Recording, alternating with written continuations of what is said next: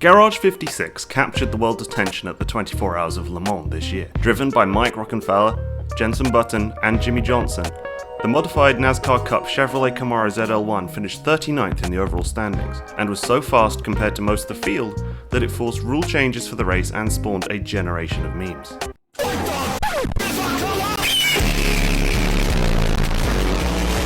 But following Le Mans, what is next for the supposedly one-off car?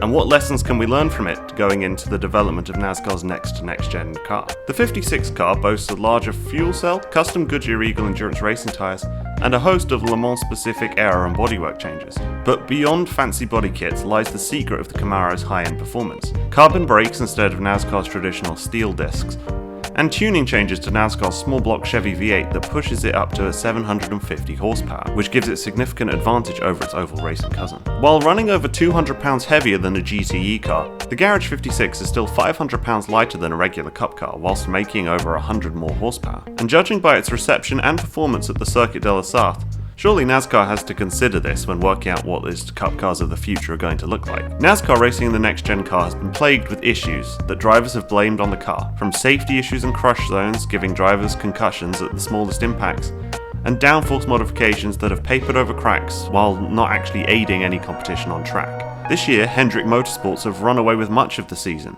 albeit by modifying parts and gaining what some would call an unfair advantage, which further proves the point about the next-gen car not being what the sport needs. Given that Hendrick Motorsports developed the Garage 56 Camaro, any development on NASCAR's future Cup car inspired by the 56 would obviously offer an advantage to the 5, 9, 24 and 48 cars. But maybe when we start to allow outside influence to design NASCAR cars, it can create much more of the excitement on and off track that the sport has lost. Ford and Toyota both have a long history of designing exciting endurance racing cars, so perhaps a fine balance between old-fashioned stock cars with steel brakes and big power, and modern endurance races with aerodynamic focus would yield the hotly contested racing that we all know NASCAR can be. NASCAR traditionalists might not like the non-American influences, but right now, the boom in American motorsport points towards Formula One, and NASCAR's impending car overhaul needs to reflect this. This weekend, after the Cup race at New Hampshire Motor Speedway, NASCAR will test more updates for the next-gen car, including a modified underwing,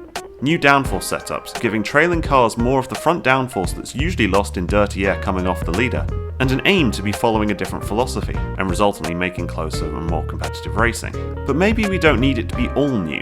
Maybe a hybrid approach with old school setups could help. Taking cues from the third generation cars of the 90s and early 2000s, where the legends of the sports celebrity era were forged, gives us what the cars should race like: hot, no frills, and most importantly, fast. Combine that with modern technology for safety and reliability, and you might just have yourself a competitive racing field. What changes are you hoping NASCAR implements next year?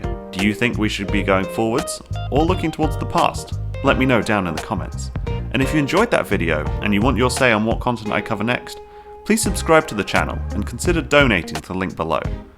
But as always, your viewership is quite enough for me, so thank you very much for watching, stay safe out on the road, and I'll see you next time. Lewis Hamilton, champion of the world! Ewan Kankin, 4 times title holder.